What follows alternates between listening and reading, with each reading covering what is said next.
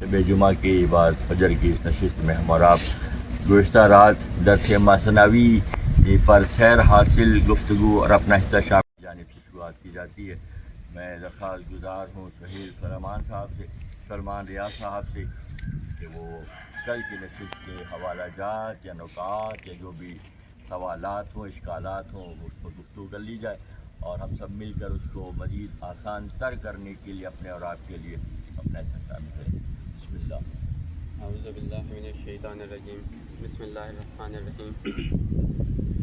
गुज़िश्ता शब के बयान में कुतुबुल अक़ताब हज़रत मौलाना जलालुद्दीन रूमी रहमतुल्लाह अलैह ने एक बात फरमाई। अपने ऊपर रखते हुए मौलाना रूम ने हमें बताया कि मौलाना रूम फरमाते हैं कि मेरी मिसाल जो है वो एक चुंटी की मानंद है कि चुंटी के सामने बेशक वो पूरा गंदम का खेत होता है, लेकिन वो सिर्फ एक दाना उठाए लिए वो घूमती और फिरती है और उसी को वो खुशी खुशी लेके जाती है और उसी को वो इंतहा समझती है और उसी को वो अपने बिल में लेके जा रही होती है, जबकि उसके सामने जो है वो पूरा गंदम का खेत होता है।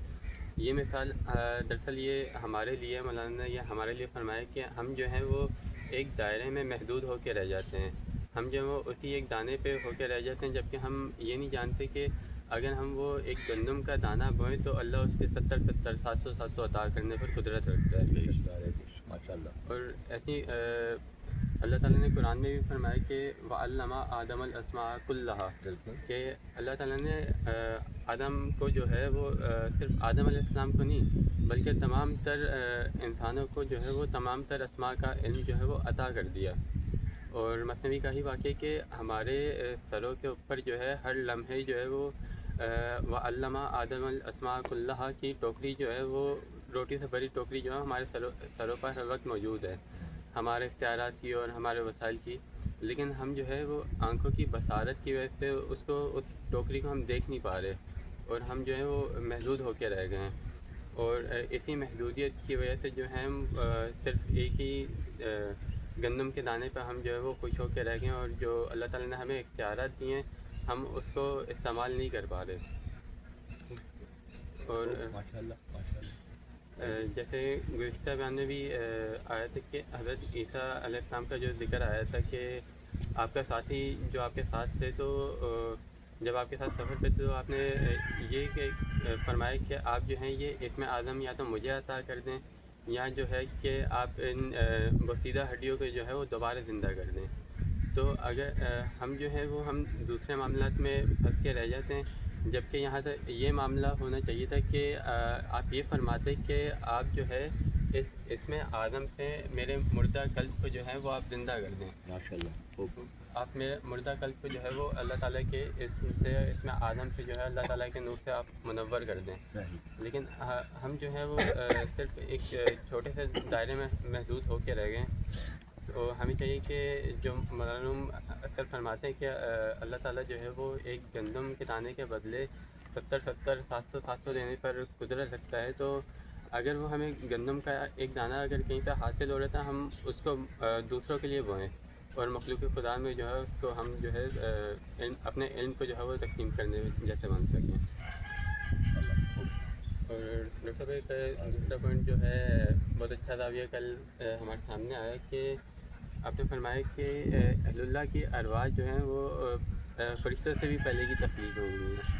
यानी अल्लाह ताला का सबसे पहला नूर जो है वो अल्लाह ताला का नूर है और उसके बाद जो है आपने अपने हबीब के नूर को जो है वो तख्लीक किया और आपके नूर से जो है तमाम तर आलमीन 18,000 आलमीन। और आज हम यहाँ पे इस दुनिया में जहाँ पे भी रूहानियत देख रहे हैं, जो भी नूर देख रहे हैं, वो सिर्फ आगा साल्लाम का तसर्रुफ़ है।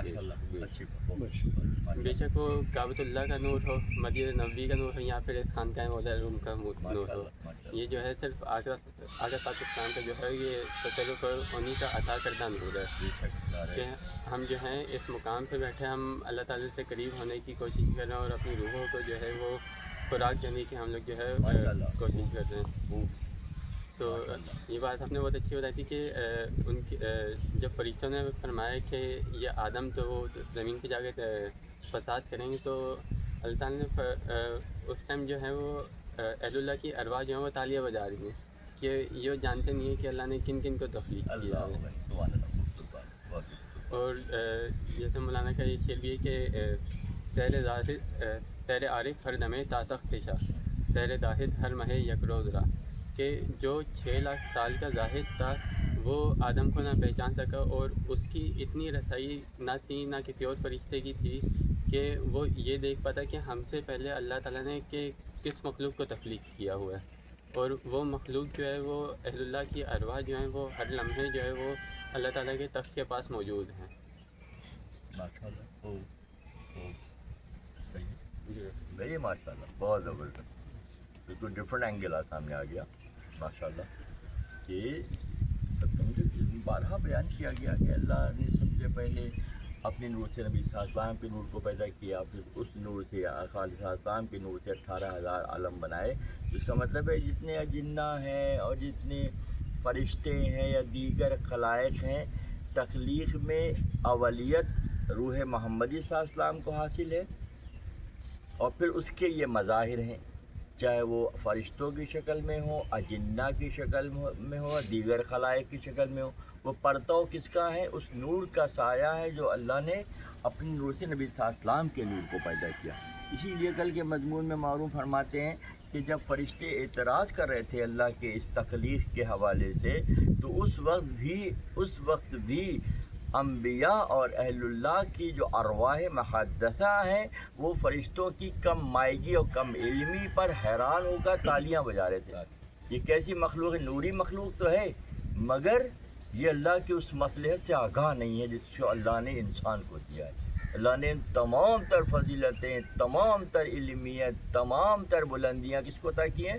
اولاد آدم کو عطا کی، اور اولاد آدم کی یہ فضیلتیں حق کی جانب سے ہیں، اللہ نے عطا کی ہیں، اور اللہ جو عطا کرتا ہے وہ ہمیشہ ہمیش کے لیے ہوتی ہیں، زمان و مکان کی قید سے آزاد، اور الہیت کے اس جوہر کے ساتھ جو اللہ نے ان کو خصوص طور پر عطا کیا ہے۔ ماشاءاللہ، بہت خوب جی حسن صاحب پھیل جاؤ قبلہ کل کی نشست میں اس سے پچھلے درس میں بڑی گرفت تھی مولانا کے سبق میں، لیکن اس نشست میں بڑی خوشخبریاں دے رہے ہیں، سنا رہے ہیں، اتار چڑھاؤ،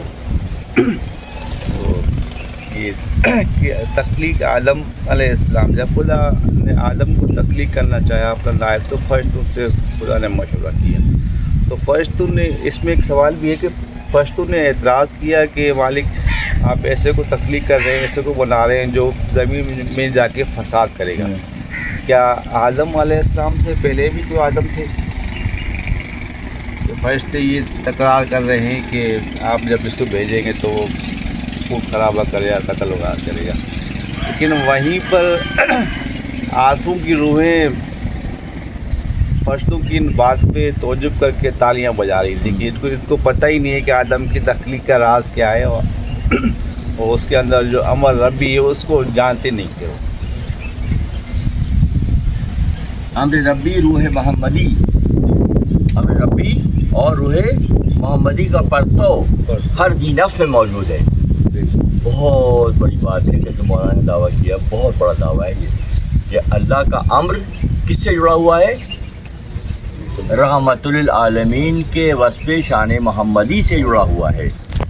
لیکن دنیا میں چاہے محمد صلی اللہ علیہ وسلم کو لوگ دیگر اقوام جانتے ہوں، دیگر مذاہب جانتے ہوں، نہ جانتے ہوں، ان کے اندر ایک فریکوینسی ہے، ایک لطافت ہے، وہ شان محمدی کا جلوہ جو ہے اس میں جو ہے وہ موجزن ہے، اور اس بات کو سمجھ لیا جائے تو تفرقہ مٹ جائے گا۔ تفرقہ سب اسی لیے ہے، اور تفرقہ ہے اسی لیے انبیاء کو اللہ نے جو بھیجا، کل کے مضمون کی بات تھی کہ انبیاء کو بھیجا اسی لیے تاکہ لوگ جو بھٹکے ہوئے ہیں دانے کو بھوسے سے الگ کیا جائے۔ دانہ کون ہے؟ جو اللہ کی پہچان رکھتا ہے، اور بھوسا کون ہے؟ جو ادنا ہے اور جانوروں کی غذا ہے۔ دانہ انسانوں کی غذا ہے اور بھوسا جانوروں کی غذا ہے۔ تو فرشتوں نے کیا کیا؟ فرشتوں کو انبیاء کو اللہ نے اس کام کے لیے مبعوث کیا کہ وہ سیپریٹ کریں، حق اور باطل کو علیحدہ کریں، اللہ کی پہچان والے الگ اور اللہ کی نا پہچان والے الگ الگ کر کے۔ کس نے کام کیا؟ یہ انبیاء نے کام کیا۔ اور روح کا ذکر ہوا کہ روح کیا چیز ہے، اور 4 عناصر سے خدا نے یعنی کہ مختلف عناصر، آگ پانی کو برداشت نہیں کرتی، پانی آگ کو نہیں برداشت کرتا، ان 4 عناصر کو خدا نے یکجا کر کے اس کے اندر اپنا عمل بھی شامل کیا. یہ خدا کی تخلیق کی ہے. ایک آپ کا ہی فرمان ہے کتاب گنجینہ عرفان سے کہ اللہ تعالیٰ نے اپنے دوستوں کو اولیاء اللہ کو اس خدمت کے لیے منتخب کر لیا ہے کہ وہ مخلوق خدا کے قلوب کو معطر کر. کیا بات, سبحان اللہ. اس محنت کی مزدوری اللہ تعالیٰ انہیں اپنے خزانہ غیب سے عطا کرتا ہے. کہ جیسے روح کو آپ نے کل ذکر کیا کہ یہ مشق جو ہے, جو ہرن کا نافہ ہے, مشق جو ہے یہ جسم پہ یہ لگاؤ تو روح کو معطر کرو. جو اصل چیز تمہارے پاس ہے, جو اللہ کی امانت ہے, اس کو اس کے چھینٹے, اس روح کو چھینٹے مارو اس مشق کے خدا کے ذکر کے. تو یہ بات ہے. ایک اور پوائنٹ ہے قبلہ,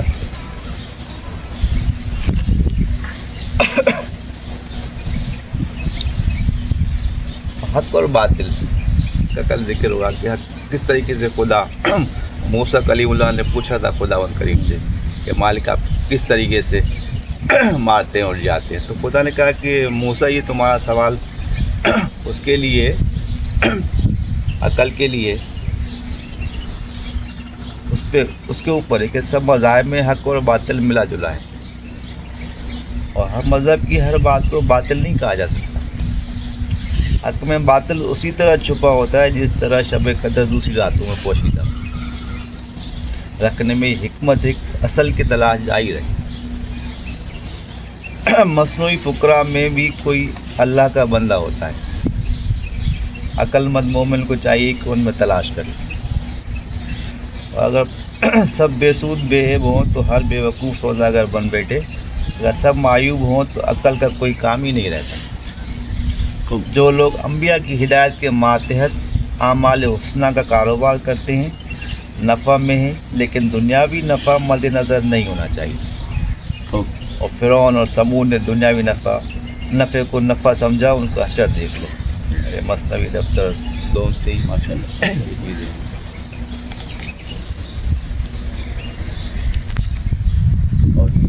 ماشاء اللہ ٹھیک ہے.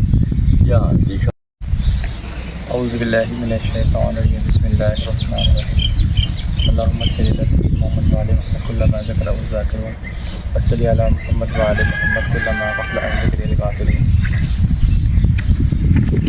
سب کل گزشتہ شب آپ نے ایک صوفی اور صوفی صاحب کی حکایت بیان کروائی, جس میں آپ نے فرمایا کہ ایک صوفی صاحب جو مختلف خانقاہوں کا سفر کرتے اور اس کے بعد کسی ایک خانقاہ میں آرام کے لیے یا ذکر قلب کے لیے یا مراقبے کے لیے رکتے ہیں. اب مصنوی شریف سے بھی یہ ہے کہ اور شمس تبریز بھی کبھی بھی ایک مقام پر رکتے نہیں تھے اور مختلف جگہوں پر سفر کرتے تھے, اس وجہ سے کہ ان کے دل میں اس جگہ کی محبت پیدا نہ ہو جائے.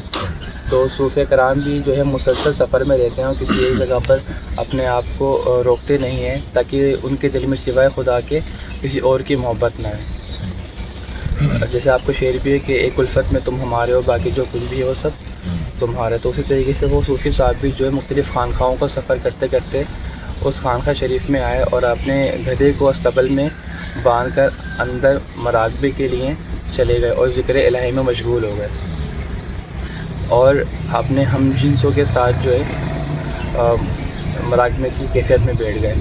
پھر آپ نے بتایا کہ صوفی کون ہوتے ہیں. آپ نے فرمایا کہ صوفی وہ ہوتے ہیں جو اپنے رب سے تعلق میں ہوتے ہیں اور جو خدا شناسی و خدا شناسی کی منزل پر ہوتے ہیں وہ صوفی کہلاتے ہیں. تو اور وہ اپنے ہم مزاجوں کے ساتھ مل کر جو ہے ذکر الہی میں مصروف رہتے ہیں. ہم مزاج وہ جو کنم ہم جنس با ہم جنس پرواز کبوتر با کبوتر باز باز, کہ وہ اپنے ہم جنسوں کے ساتھ مل کر جو ہے ذکر الہی میں مشغول رہتے ہیں. پھر آپ نے فرمایا کہ صوفی کے راز سمجھو اور ان کے قدم پہ چلنا شروع کرو. جس طریقے سے کوئی اگر شکاری ہرن کے پیروں کے نشان کو سمجھ جاتا ہے اور اس پہ چند قدم چلتا ہے تو پھر وہ ہرن کی جو مشک کی جو خوشبو ہے اس کو خود اپنی طرف کھینچ لیتی ہے. بالکل اسی طریقے سے اگر تم اپنے دوستوں کی قدموں کے نشان کو پہچان لو گے اور اس پہ کچھ دیر چلو گے تو ان کی جو لطافت لے لیں یا ان کی جو خوشبو ہے وہ آپ کو اپنی طرف کھینچ لے گی. بظاہر شروع میں وہ راستہ تھوڑا مشکل لگے گا مگر آگے چل کے اس کے لیے بہت سی آسانیاں ہیں. اور جب اللہ تم کو اپنی طرف کھینچ لیں تو پھر کوئی ریاضت بھی کام نہ آئے گی. پھر جو آپ نے کل فرمایا تھا تو ایسے ہی جب اللہ کسی کو نوازتا ہے تو مخلوق خدا ان کے در کی چکر لگانے لگ جاتی ہے. آپ نے فرمایا تھا کہ یک زمانہ صحبت باولیا بہتر سالات بیریا کہ جب آپ کسی کی صحبت میں آ جاؤ گے تو پھر اللہ آپ کو ایسا نوازے گا کہ پھر مختلف مخلوق خدا خود آپ کی طرف کھینچے چلی آئے گی. کیونکہ جو کیا نام ہے عام شخص جو ہے نا پتھر میں دیکھتا ہے, بزرگ اس کو ہیرے میں دیکھ لیتا ہے. ہیرے میں دیکھتا ہے بزرگ اس کو پتھر میں دیکھ لیتا ہے. کہ وہ ابتدا میں انتہا کو دیکھ لیتے ہیں کہ یہ پتھر ہے بظاہر مگر اس کے اندر ہیرا چھپا ہوا ہے. یہ نظر کی بات ہوگی. خرد کے پاس قبر کے سوا کچھ نہیں, تیرا علاج نظر کے سوا کچھ نہیں. عقل کے پاس عقل کی انتہا پتھر ہے اور معرفت کی انتہا اس کی حقیقت ہے. اس پتھر میں ہیرا چھپا ہوا ہے. کون دیکھے گا؟ جس کے پاس نظر ہوگی اور جس کے پاس عقل ہوگی. عقل تھی نا ابلیس کے بعد. آدم کے اندر کا جوہر وہ نہیں دیکھ سکا. عقل تو تھی, 6 لاکھ سال کا زاہد بھی تھا, مگر اللہ نے آدم کو جو فضیلت عطا کی تھی, اپنا امر عطا کیا تھا, وہ اس سے غافل ہی رہا. اور غافل کون ہوتا ہے؟ جو پھر دور کر دیا جاتا ہے. غافل ہمیشہ دور کر دیا جاتا ہے.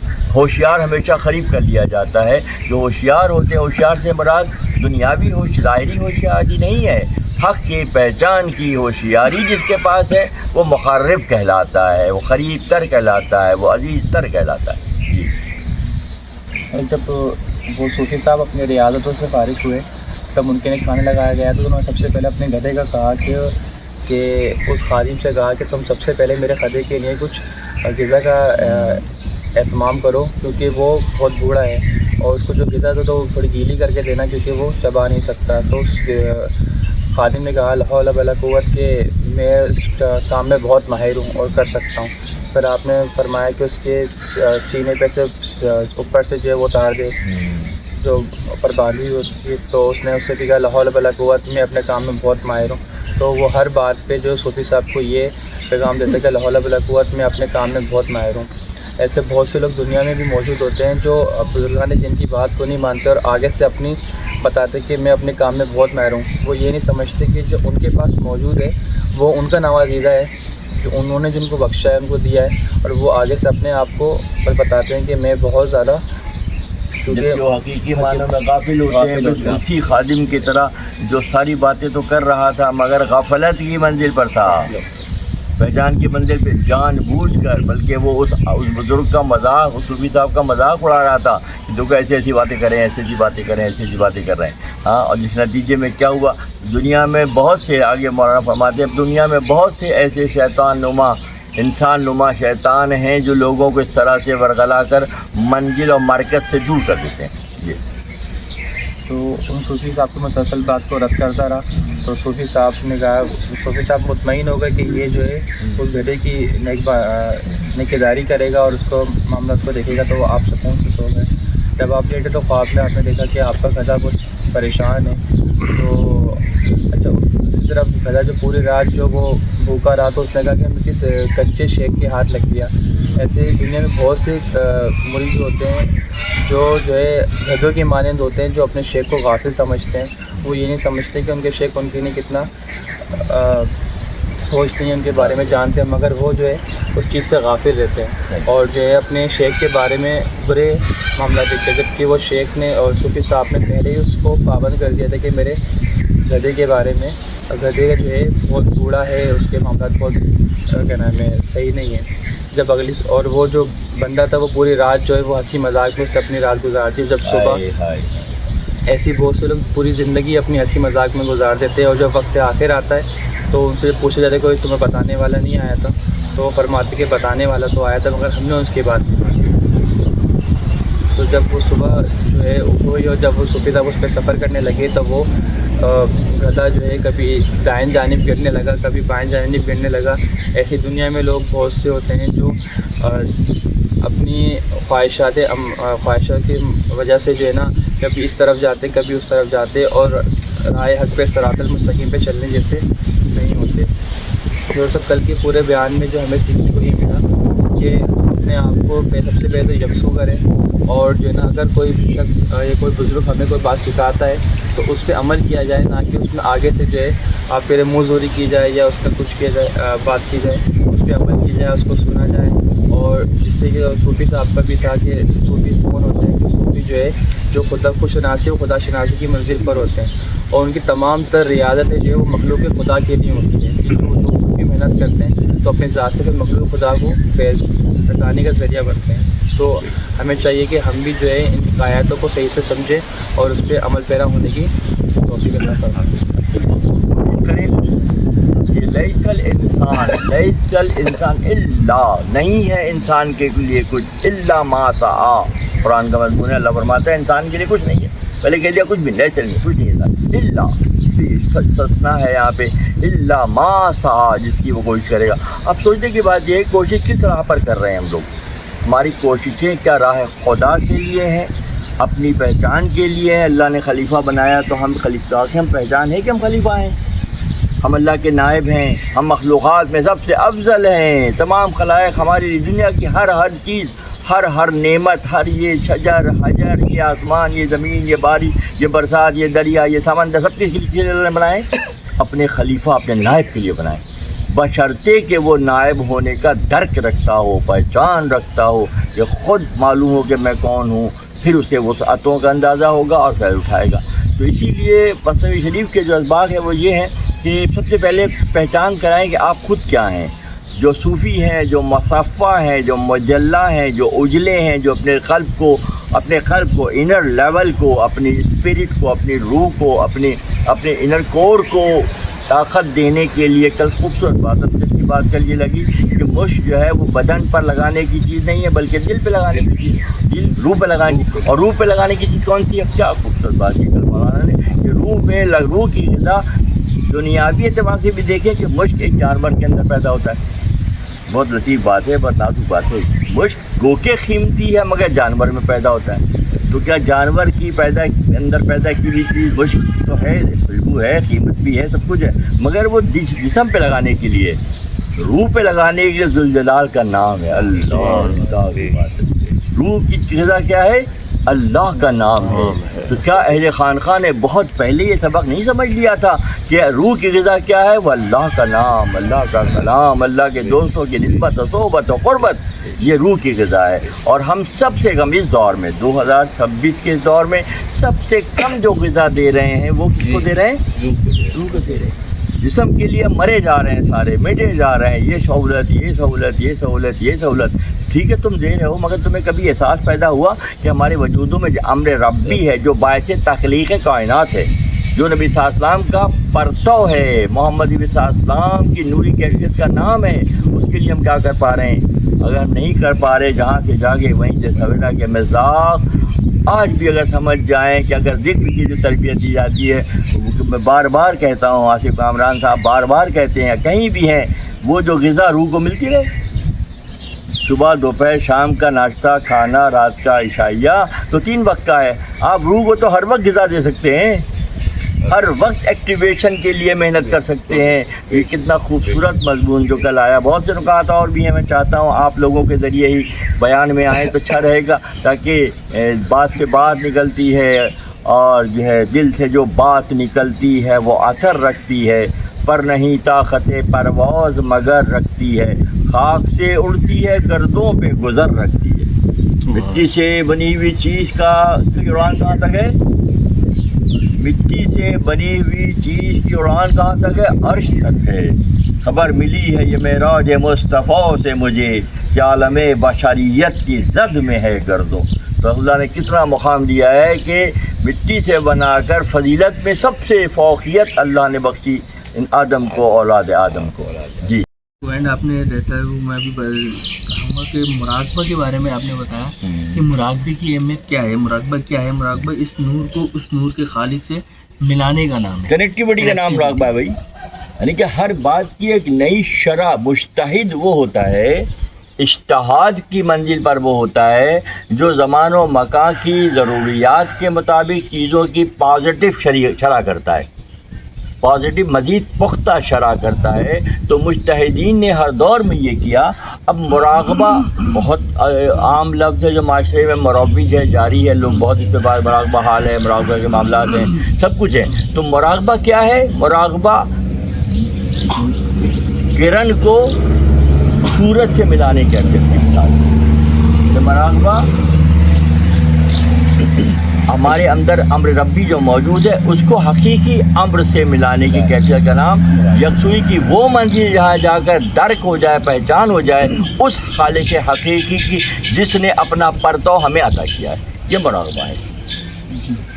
ماشاء اللہ۔ پھر یہ تھے کہ صوفی صاحب کا جو حکایت تھی کہ اس میں یہ بتا رہے تھے کہ وہ گدھا جو ہے وہ ان کا جو ہے وہ ان کے ہاتھوں میں چلے گیا اور اس کا وہ خیال نہ رکھ سکے تو وہ گدھا جو ہے وہ پھر ادھر ادھر جو ہے وہ صبح گرنے لگا۔ تو مولانا نے بڑے خوبصورت انداز میں سمجھانے کی کوشش کری کہ اسی طریقے سے صحبت اگر غلط اس میں چلے جائے تو پھر ہم جو ہے وہ کس خام خیالی میں ہے کہ ہم جو ہے وہ راہ مستقیم پر ہیں، پھر وہ یہی ہوگا کہ ہم کبھی ادھر گر رہے ہوں گے اور کبھی ادھر گر رہے ہوں گے۔ اگر گریں گے دن میں، یہ بھی دن رکھیے گا، رات کو اگر کام پورا نہیں ہوگا تو پھر کب گریں گے؟ دن کے وقت گریں گے، کبھی یہاں گر رہے ہیں کبھی، یعنی کہ دن کی روشنی پھیلی ہوئی ہے، فیصلے سارے دن میں محشر میں، دن یوم کیا ہے؟ مالک یوم الدین ہے، دن کے وقت، دین کا بھی اور یوم کا بھی وہ مالک ہے۔ تو اس دن جب معاملہ ہوگا تو پتہ چلا کہ یہاں وہاں گر رہے ہیں، کیونکہ راتیں جو ہیں وہ لاہور میں گزاری۔ بظاہر لاہور بہت بڑی صفت کا نام ہے، مگر صحیح رخ پر ہوگا نا، وہی اس میں اعظم ہے، انہوں نے اس میں اعظم کی کیفیت نہیں دی ہے، لاہور کی خوبصورت بات کیا کل کی نشست میں، پچھلی نشست میں اس میں اعظم کہہ رہا تھا نا بندہ عیسیٰ علیہ السلام سے، اس میں اعظم پڑھیں جو آپ کے پاس ہے۔ تو کل کی نشست میں وہ تو ایسا گزر گیا مولانا۔ سمجھ کی جو کیفیت ہے، اللہ الصمد، صرف ایک ذات بے نیاز ہے، وہ اللہ، اور ہم سب نیاز مند ہیں، ہم سب عاجز ہیں۔ وہ عاجزی کا رب بھی اللہ ہے، مگر وہ عاجز نہیں ہے۔ عاجز کون ہے؟ مخلوق ہے۔ جو قدیم ہے وہ عاجز نہیں ہے، جو حادث ہیں وہ عاجز ہیں۔ تو پہلے یہی سمجھ لینا کہ ہم تو عاجز ہیں، اور وہ مختار کل رکھتا ہے۔ تو بات یہ ہے کہ عاجز اس ذات کو پہچانے جو صمد ہے، جو بے نیاز ہے، اور جب عاجز اس ذات کو پہچان لے گا، عاجز اللہ الصمد، اللہ بے نیاز ہے کو پہچان لے گا، تو پھر نیاز مندی میں اور مختہ ہو جائے گا۔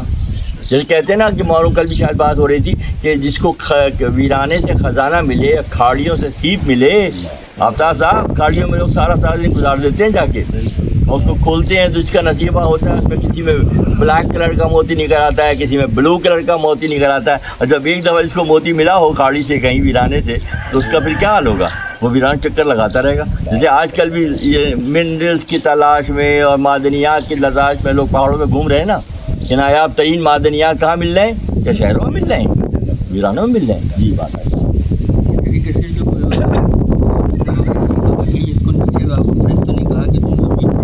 متضاد چیزوں کو بھیجنا ہے، فساد کی اس وقت بھی وہاں پر تھے، اور وہ یہ کہہ رہے تھے کہ حسر کی بہترین بات ہے یہ کہ ارواح مقربین، ذہن کو الفاظ کو رکھیے گا ذہن میں، جو اللہ کے مقربین کی ارواح ہے وہ اس وقت بھی تھیں، ابھی جب عالم تخلیق نہیں ہوا تھا۔ ہاں کہ تخلیق میں اول، بعثت میں آخر، اور اولیت کو مولانا سے بہتر کون نمایاں کر رہا ہے؟ مولانا نمایاں کر رہے ہیں کہ وہ تخلیق میں پہلے ہیں، اللہ نے پہلے ان کو بنایا ہے، اور وہ فرشتوں کی جیسے کوئی بڑا آدمی، سمجھدار آدمی ہے، کسی عام سے بندے کسی کمنٹس پہ جو ہے وہ مسکراتا ہے، تالی بیان تو بتائیے یہ بات ہے، مسکراتا ہے کہ یار اس بیچارے کو پتہ ہی نہیں ہے، ویسے کہے گا نا، اس کو پتہ ہی نہیں ہے۔ تو وہ عالم ارواح میں، عالم لطیف میں اہل اللہ کی ارواح اس وقت بھی موجود تھیں جب فرشتے کمنٹس دے رہے تھے کہ زمین پر فساد پھیلائے گا، تو وہ تالیاں بجا رہے تھے، خوش ہو رہے تھے، کیسے؟ یعنی کہ تمام سجدوں کے باوجود وہ کیفیت نہیں پیدا ہوئی ان میں۔ تبھی تو اشرف المخلوقات، یہی تو اللہ نے فرمایا نا کہ اشرف کرنے کے لیے تو ان کو، اسی لیے تو اشرف المخلوقات ہے، مخلوقات میں سب سے شرف والے تمہارا ذات۔ اس کو آپ نے بڑے خصوص میں بتایا کہ اہل اللہ جو ہے انگور کے بننے سے پہلے ہی شرابن طہورہ پی ہے. یہ ایک مثال ہے بس. بہت اچھی لگی اس بات کو کہ وہ مطلب ایک انگور بنے گا پھر اس میں سے وہ شراب کو جو پروسیس ہے وہ ان سے پہلے ہی وہ جو ہے وہ حقیقت کو جانتے ہیں. کوئی پہچان ہے. یعنی کہ حقیقت حال سے واقف کون ہے؟ عارف واقف ہے، کیونکہ وہ ہر وقت شاہ کے ساتھ ہے. کل کا شعر ہے نا کہ زاہد کا معاملہ کیا ہے، عارف کا معاملہ. عارف ہر وقت شاہ کے ساتھ ہے، تو شاہ کے ہر عمل کے اور اس کے نتائج سے وہ واقف ہے. تو کیوں یہ کہ ہمیں اس سے بحث نہیں، کیوں لوگ ایسا کہتے ہیں؟ ویسے نہیں، آپ عرفان کی منزل پر پہنچے، آپ کے لیے ازل سے لے کے ابد تک کی جو پکچر ہے وہ خدا خود قدرت تکتا ہے کہ آپ کے نمایاں کرے. وہ بھی جو ہے جسم کے اندر رہنے میں جو ہے وہ چھپا کرتی ہے، یعنی وہ آزاد کرتی ہے جسم کے اندر، خالق سے ملنا جلب سے اور جب ماحول میں رہنا پڑتا ہے. یہ بھی بہت اچھی بات ہے کہ آپ نے فرمایا کہ اکثر سننے میں آتا تھا کہ معیشت جو ہے دن میں ہوگی دن ہوگی. مولانا نے اس بات کو اتنے خوبصورت انداز میں فرمایا کہ دن میں کیوں ہوگی. اس کی وجہ پوری بتائی گئی کہ جو ہے وہ آپ نے بتایا نا کوٹے کو کھڑے کو بالکل الگ کرا جائے گا، گندم کو بھوسے کو جیسے الگ کیا جاتا ہے اس طرح سے ہر چیز جو ہے وہ عیب سے آیا ہوگی اور وہ کھلے گی، اور وہ جو روشن چیز ہوگی وہ ودوحا کا چہرہ ہے. وہ اتنی خوبصورت لگی مجھے یہ بات، اتنی پیاری بات ہے کہ وہ روشن چہرہ جو ہے وہ آقا علیہ الصلوۃ والسلام کا ہے، جس سے یہ قلب سب مبارک ہے، قلب مصطفیٰ ہے، روح مصطفیٰ ہے. خدا نے سب سے پہلے اپنے آپ سے الگ کیا. وہ اتنی روشن ہے، ہمیں تو صرف مثال ایک سورج اور یہ روشنی دیکھ کے ہم سمجھ لیں انتہا یہی ہے. یہ تو ابتدا بھی نہیں ہے دیکھا جائے تو خدا کے نظام میں. اس سے کہیں روشن تر یوم القیامہ ہے. یوم القیامہ دن، قیامت کا دن. وہ دن اس سے کہیں زیادہ روشن ہوگا کہ وَمَن يَعْمَلْ مِثْقَالَ ذَرَّةٍ خَيْرًا يَرَهُ وَمَن يَعْمَلْ مِثْقَالَ ذَرَّةٍ شَرًّا يَرَهُ. کہ ذرہ کیا دن کے وقت ذرہ روشن نہیں ہو جاتا ہے؟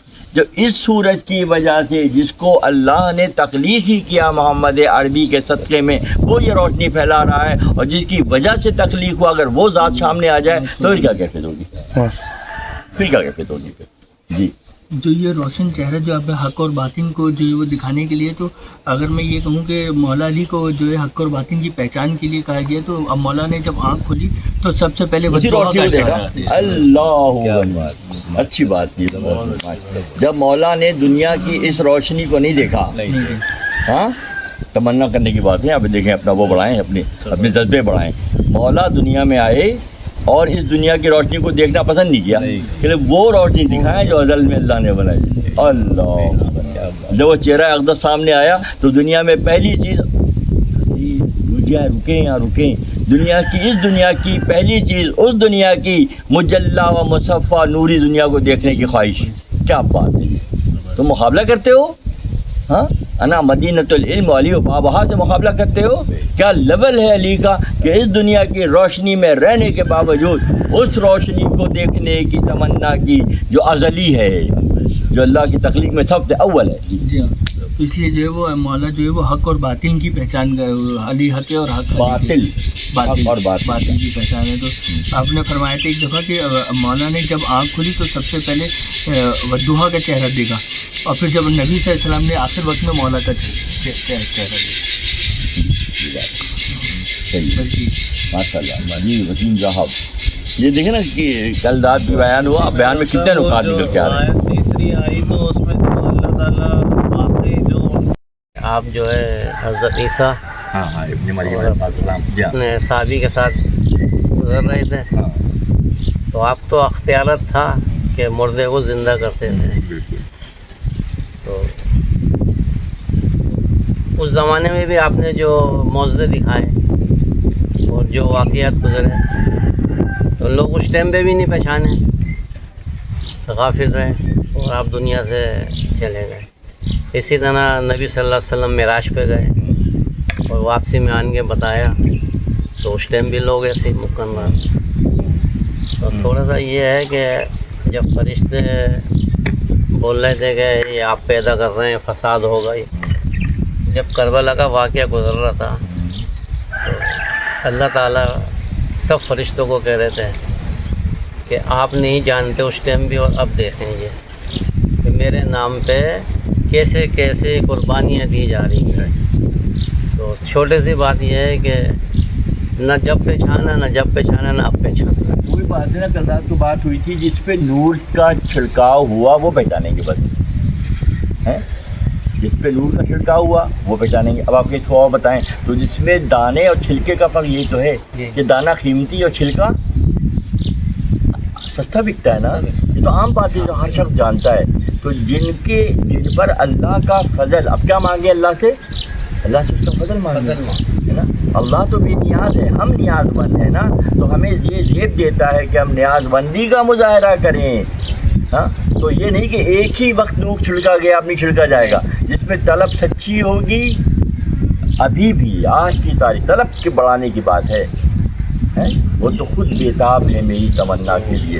ہے کیا چیز ہے تمنا کا مٹا دینا، تم تمناؤں میں الجھے ہوئے ہو. قرآن کی آیت ہے ڈاکٹر صاحب کہ اللہ جسے چاہے اپنے نور سے نواز سکتا ہے. یہ بات ہے نا، یہ نہیں کہ ایک محدود وقت تک کا اس کا اختیار ہے، اس کا اختیار تو ازلی و ابدی ہے. وہ جب چاہے جس طرح چاہے کرنا پر خود رکھتا ہے. ہم سے صرف تقاضا یہ کرتا ہے کہ ہمیں پہچانو، کچھ اور مانگنا میرے مسلک میں ہے حرام، لا اپنا ہاتھ دے میرے دستے سوال میں. مانگنے کی چیز اللہ سے مانگنے کی چیز جنت نہیں ہے دوستوں، جنت چیز اس کی مخلوق ہی ہے، جنت بھی اس کی مخلوق ہے. تو اللہ سے کیا مانگنا ہے؟ جنت بنانے والے کو مانگنا ہے، اللہ سے اللہ کو مانگنا ہے. اور جن کے اندر یہ وصف پیدا ہو جائے گا، جو اس فریکوینسی کو سمجھ جائیں گے، جس انداز میں اپنے آپ کو بنائیں گے، نکھاریں گے، سنواریں گے، ان کے لیے منزل ہے. ورنہ گدھوں کے لیے چارہ اور عام انسانوں کی بات ہو رہی، پہلی بات عام انسانوں کے لیے گندم اور محبوبین کے لیے من و سلوا. جی اور تو پھر حضرت صاحب جیسے واقعہ کربلا کے بعد جو وہ تو حد ہو گئی بالکل، کوئی بھی آگے اس کے کچھ نہیں کہہ سکتا. تو اب ہمارے لیے بھائی یہی پیغام ہے کہ مراقبے کی حالت میں نہ رہیں بھلے، لیکن اللہ اللہ کرتے رہیں. تو کبھی بھی یہ رابطہ کھل سکتا ہے اور ہمارا رابطہ اللہ سے ہو سکتا ہے. اور جو اتنے سال جو ادھر ادھر پٹک سٹک کرتے رہے کہ اللہ نے سیب بنایا، اللہ نے انار بنایا، اللہ نے گندم بنایا، اللہ نے جو بنایا، اللہ نے مکھن بنایا، اللہ نے شہد بنایا، اللہ نے مچھلی بنائی، سب اللہ نے بنائی. ہم اسی میں الجھ گئے اور بنانے والے کو بھول گئے. کیا یہ اچھا ہو کہ تمام بنانے والے کو اللہ الصمد، جبھی شاید آج بات سمجھ میں آ رہی ہے حسن صاحب کہ شاید کثرت سے جو 1001 مرتبہ سورہ اخلاص پڑھا جائے، اس کی شاید وجہ یہی ہے، قل هو اللہ احد اللہ الصمد. اب راز کھل رہا ہے کہ اللہ الصمد کا پاسورڈ آپ کو کیوں دیا جاتا ہے، کہ وہ جو اندر ایک ڈیوائس سیٹ ہے اس کی ایکٹیویشن کے لیے شرط ہے کہ اتنی تعداد میں جب یہ ورد کیا جائے گا تو وہ ایکٹیو ہو کر تمہارے اندر نوری کیفیت کو جلوہ گر کرنے کی طاقت اللہ نے رکھی ہے.